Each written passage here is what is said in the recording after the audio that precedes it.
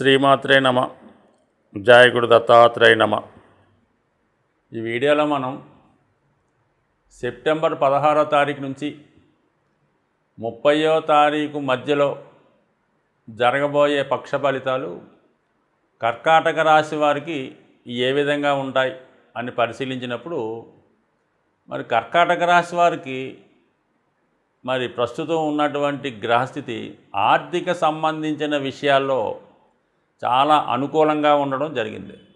ముఖ్యంగా బుధుడు సెప్టెంబర్ 23 వరకు ధనస్థానంలో సంచరించడం వల్ల జాతకుడు తన వాక్చాతుర్యంతో అటు కుటుంబ సమస్యలు పరిష్కరించుకుంటూ ఆర్థికంగా ధన సంపాదన పెరిగే అవకాశం ఉంది. ఎక్కడికి వెళ్ళినా కూడా తన యొక్క తెలివితేటలతో సమస్యల్ని పరిష్కరించే దిశగా వెళ్తుంది. సెప్టెంబర్ 23 తర్వాత మరి రవి బుధుల కలయిక తృతీయ స్థానంలో ఏర్పడినటువంటి బుధాదిత్య యోగం కూడా ముఖ్యంగా ఈ రాశి వారికి ధనయోగాన్ని కలిగించడం జరుగుతూ ఉంటుంది. అంటే మూడవ స్థానం అన్నది ధనస్థానానికి ధనస్థానం అవుతుంది. మరి ఆ స్థానంలోకి రవి రావటం వల్ల జాతకుడు ప్రభుత్వ సహకారం లభిస్తుంది, ప్రభుత్వ అధికారుల ప్రోత్సాహం లభిస్తుంది, ప్రభుత్వ పథకాలు అనుకూలంగా లభిస్తాయి. సో ఇక విద్యార్థులకి వాళ్ళలో ఉన్నటువంటి జ్ఞానం బుద్ధి వికసిస్తుంది, తెలివితేటలతో జ్ఞాపక శక్తి పెరుగుతుంది. ఏ విషయాన్నైనా చాకచక్యంగా గ్రహించి మరి రాబోయే పరీక్షల్లో గొప్ప విజయాన్ని సాధించే అవకాశం ఉంటుంది. మొత్తం మీద వాళ్ళు నైపుణ్యంగా విద్యలో బాగా రాణించే అవకాశం ఉంటుంది విద్యార్థులు. అలాగే ప్రభుత్వ ఉద్యోగులకు చాలా ప్రోత్సాహకరంగా ఉంటుంది. వాళ్ళ కృషికి తగిన ఫలితం లభించడం జరుగుతూ ఉంది.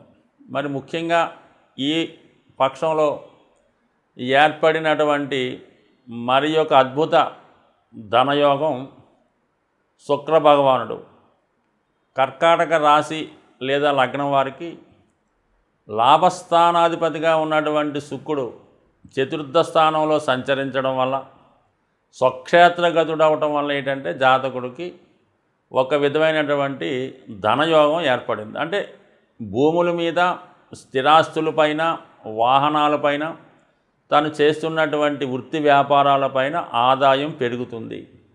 జాతకుడు సౌకర్యాలు పెంచుకునే ప్రయత్నం చేస్తాడు.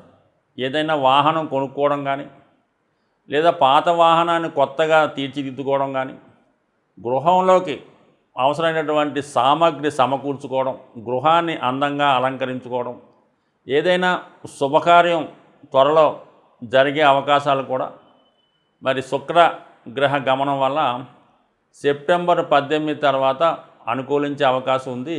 మరి ఈ కర్కాటక రాశి వారికి శుక్రగ్రహ అనుగ్రహం. సో ఇక గురువు లాభస్థానంలో సంచరిస్తూ మృగశిర నక్షత్రం మీదకి రావడం వల్ల మరి గురువు కూడా కుజుని యొక్క ఫలితం ఇవ్వవలసి వస్తుంది. ముఖ్యంగా ఈ కర్కాటక రాశి వారికి కుజుడు యోగకారకుడై ద్వాదశ స్థానంలో సంచరిస్తున్నాడు. అంటే ఒక విధంగా జాతకుడు వృత్తిని మార్చే ప్రయత్నాలు ఏవైనా ఉంటే ఈ సమయంలో లాభసాటిగా ఉండే అవకాశం ఉంది. తన యొక్క వృత్తి మార్చడం వల్ల అంటే ఉద్యోగస్తులైతే ఉద్యోగం మారుతారు. వ్యాపార రంగంలో ఉన్నవాళ్ళు సాధ్యమైనంత వరకు వ్యాపారంలో అదనపు పెట్టుబడి పెట్టకుండా, కొత్తగా ఏమీ దాన్ని ఇంప్రూవ్ చేయకుండా ఉన్నదాన్నే జాగ్రత్తగా చేసుకోవడం అన్నది మంచిది. లేదంటే నట్టం, లేదంటే టెంపరీగా మీ వ్యాపారాన్ని క్లోజ్ చేయడం అన్నది ఉత్తమం. దాని తర్వాత మళ్ళీ కొన్నాళ్ళు పోయి ఏదైనా చేసుకోవచ్చు తప్ప ప్రస్తుతం మాత్రం వ్యాపార వర్గంలో ఉన్న వాళ్ళకి వాళ్ళ యొక్క వ్యాపారాన్ని క్లోజ్ చేసే స్థితి మాత్రం 100% ఏర్పడింది. అయితే ఏంటంటే ఏదో ధనం వస్తుంది, ఏదో అప్పు దొరుకుతుంది, ఇంకా ప్రయత్నం చేద్దామని మాత్రం ఆ ప్రయత్నం చేస్తే మీరు ఎన్నాళ్ళు వెయిట్ చేసినా కూడా పెద్దగా ఏమీ ఉపయోగం లేదు. కాబట్టి మీరు తొందరగా వ్యాపారంలో ఉంటూ సహజంగా మీకు అది లాభసాటిగా నడవకుండా ఉంటే తక్షణమే ఒక నిర్ణయం తీసుకుంటే ఇప్పుడు బయటపడే అవకాశం ఉంది. సో ఈ విధంగా ఉంటే మరి ఖచ్చితంగా జాతకుడికి దూర ప్రాంతంలో లేదా విదేశంలో ఉద్యోగ అవకాశాలు ఫలించే అవకాశం ఉన్నది. ఇది పక్కన పెడితే పంచమాధిపతి వ్యయ స్థానంలో ఉండడం వల్ల మీ సంతానంలో ఎవరికైనా ఉద్యోగం లభించడం కానీ, విదేశం వెళ్ళడం కానీ, ఏదన్నా ఒక చదువు వల్ల, ఉద్యోగం వల్ల దూర ప్రాంత ప్రయాణం, విదేశ ప్రయత్నాలు ఫలించే అవకాశం ఉన్నది. సో ఇది ఒక విధంగా లాభసాటిగా ఉంటూనే మనసుకి కొంత కష్టం కలిగిస్తూ ఉంటుంది. ఆత్మీయులు లాంటి వాళ్ళు, అంటే మీరేమైనా బాగా ఇష్టపడినటువంటి మీ యొక్క ఫ్రెండ్ అవ్వచ్చు, లేదంటే మీరు త్వరలో పెళ్లి చేసుకోబోయే అమ్మాయి లేదా అబ్బాయి అవ్వచ్చు. ఈ విధంగా పరస్పరం మరి ప్రేమికుల మధ్య కూడా ఒక విధమైనటువంటి ఎడబాటు రావడం జరుగుతుంది. అయితే ఏంటంటే ఇది లాభసాటిగా ఉండే అవకాశం ఉంటుంది కాబట్టి దాన్ని జాగ్రత్తగా పాజిటివ్గా ఉపయోగించుకుంటే చక్కగా ఉండే అవకాశం ఉంది. ఏదైనా మరి జాతకుడు అష్టమ శని ప్రభావంలో ఉండడం వల్ల టెంపరీగా మరి శని వక్రించి ఉండడం, కొంతవరకు గురువు మీద ఒక కోణ దృష్టి ఏర్పడడం వల్ల జాతకుడికి అన్ని సమస్యల నుంచి బయటపడే విధంగా సహకరించే అవకాశం ఉంటుంది. సో ఏదైనా మరి కొంత అపకీర్తి, అపనింద, ఇబ్బందుల తర్వాత మరి మీ యొక్క ప్రయత్నం ఫలించే అవకాశం ఉంటుంది. కాబట్టి సాధ్యమైనంత వరకు మరి ఎవరికైనా సహాయం అడిగే ముందు, అప్పు అడిగే ముందు 1-2 సార్లు ఆలోచించి నిర్ణయం తీసుకోవడం మంచిది. సో ఏదైనా కొంత చికాకులు, ఇబ్బందులు ఉండే అవకాశం ఉంది. ఇతరుల నుంచి సహాయం ఆశించే సమయంలో, లేని పక్షంలో ప్రాబ్లం అయితే లేదు, చాలా వరకు మీరు మీ ప్రాబ్లమ్స్ మీరే సాల్వ్ చేసుకోవచ్చు.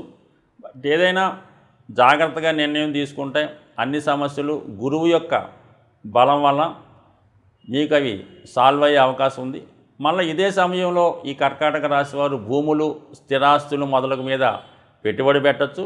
అలాగే దీర్ఘకాలిక రుణాలు తీర్చే అవకాశం కూడా 100% ఉండే అవకాశం ఉంటుంది. కాబట్టి ఏదైనా మీరు లెక్కలు, డబ్బు లెక్కలు జాగ్రత్తగా వేసుకుంటే ఖచ్చితంగా ఈ పక్షం అంతా కూడా మీకు అభివృద్ధికరంగా ఉండి బ్యాలెన్స్ షీట్ టాలీ అయ్యే అవకాశం ఉంది.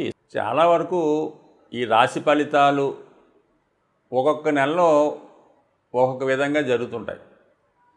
ఈ కార్తీక మాసం, ఆశ్వీజ మాసం, ఈ మాసాల్లో ప్రతి వాళ్ళకి కూడా అన్ని గ్రహాలు బాగా పనిచేసి వాళ్ళు చాలా యాక్టివ్గా, ఆర్థికపరంగా చాలా అనుకూలంగా ఉంటారు. ఈ ఎస్పెషల్లీ ఈ భాద్రపద మాసంలో మాత్రం ఏ రంగాన్ని టచ్ చేసినా కూడా చాలా నిరాశ నిస్సులుగా ఉండడం జరుగుతూ ఉంటుంది.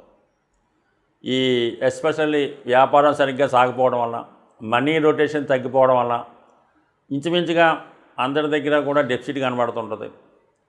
సో ఏదైనా ఈ భాద్రపద మాసంలో ఈ నెలలో ఎస్పెషల్లీ సెప్టెంబరు 18వ తారీఖు నుంచి మహాలయ పక్షాలు ప్రారంభం అవడం జరుగుతుంది.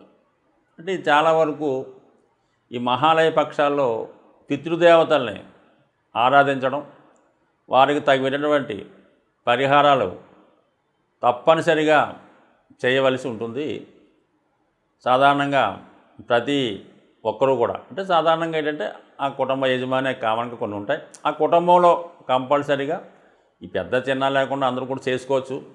చిన్నవాళ్ళు కాకుండా వాళ్ళు ఈ పెద్దలకి, ఈ ఎస్పెషల్లీ మీకు వాళ్ళ పెద్దవాళ్ళని తలుచుకున్నటువంటి ఆ రోజులో కానీ, ఎస్పెషల్లీ ఈ మహాలయ అమావాస్య రోజు సాధ్యమైనంత వరకు మీ పెద్దవారి యొక్క పేరు చెప్పి ఏదైనా ఒక దేవాలయంలో కానీ, ఎవరైనా ఆ సమాన వయసు కలిగి ఉంటారు, మీ తండ్రి గారే చేద్దాం అనుకున్నారు, తాతగారే చేద్దాం అనుకున్నారు, ఆ వయసు ఉన్నటువంటి వారికి, ఏ కమ్యూనిటీ అయినా పర్లేదు, వారికి ఈ ఆహార పదార్థాలు లాంటి, ఈ ముడిసరుకు లాంటి డొనేట్ చేయడం వల్ల, ఏది అవకాశం లేదనుకున్న వాళ్ళు ఆవుకి ఆహారంగా రోజు ఏదో కొన్ని నవధాన్యాలు లాంటి, ఏదో గోధుమలు, మినుములు ఏదన్నా నానబెట్టిని ఆవుకు పెట్టడం వల్ల కూడా ఇటువంటి ఫలితం వచ్చే అవకాశం ఉంది. సాధ్యమైనందుకు ఇచ్చేయండి. కామన్గా ఈ ధన సమస్యలు పరిష్కారం అవడానికి ఒక అద్భుతమైన రెమెడీ ఏంటంటే, ఈ నవే డేస్లో ఎస్పెషల్లీ ఈ భాద్రపద మాసంలో ఆంజనేయ స్వామిని ఆరాధించడం వల్ల, ఎస్పెషల్లీ ఎవరైతే ఆర్థికపరమైన సమస్యలతో ఇబ్బంది పడుతున్నారు అనుకున్న వాళ్ళు, మీకు దగ్గరలో ఉన్నటువంటి హనుమాన్ ఆలయంలో మంగళవారం రోజు ఆర్థిక సమస్యలు ఉన్నవాళ్ళు మంగళవారం రోజు స్వామికి వడమాల వేయడం వల్ల, దాంతోపాటు తేనె నైవేద్యంగా పెట్టి విధి విధానంగా పూజించడం వల్ల 100% ఆర్థికపరమైన సమస్యలు పరిష్కారం అవుతాయి. వ్యాపారపరమైన ఇబ్బందులు ఉన్నవాళ్ళు, వ్యాపారపరంగా నష్టపోతున్నవారు, విద్యలో విజయం కోరుకున్న వాళ్ళు బుధవారం రోజు స్వామికి తమలపాకుల మాల 41 వేయచ్చు, కామన్గా 108 వేయచ్చు. దాంతోపాటుగా వడపప్పు నైవేద్యంగా పెట్టి మరి స్వామిని విధి విధానంగా ఆరాధించి దాన్ని భక్తులకు పంచిపెట్టడం వల్ల విద్యార్థులు కంపల్సరీగా వాళ్ళు కోరుకున్న విజయం సాధిస్తారు. వ్యాపారులు ఖచ్చితంగా వాళ్ళ వ్యాపారం తిరిగి మళ్ళా పునఃప్రారంభమై కొత్త విషయాలు సాధించే అవకాశం ఉంటుంది.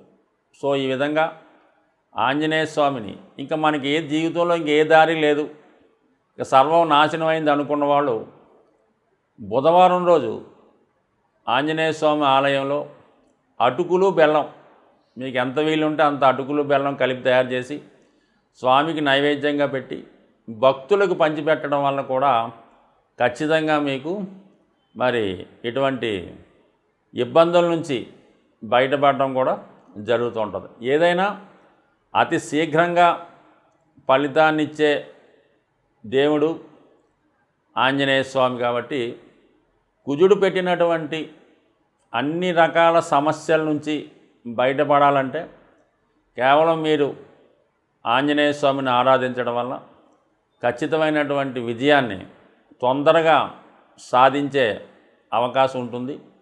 అయితే 100% మరి స్వామిని ఇష్టదైవంతో మరి మీరు ప్రార్థించినప్పుడు ఆ పూజ చేయనప్పుడు ఖచ్చితంగా శ్రీరాముని యొక్క భజన కనీసం మీకు ఒక 18 నిమిషాలు 5 నిమిషాలన్నా శ్రీరాముని భజన చేయడం వల్ల ఆ ఫలితం మీకు వచ్చే అవకాశం ఉంటుంది. అంటే ప్రతిదానికి కూడా ప్రతి సీక్రెట్ ఉంటుంది.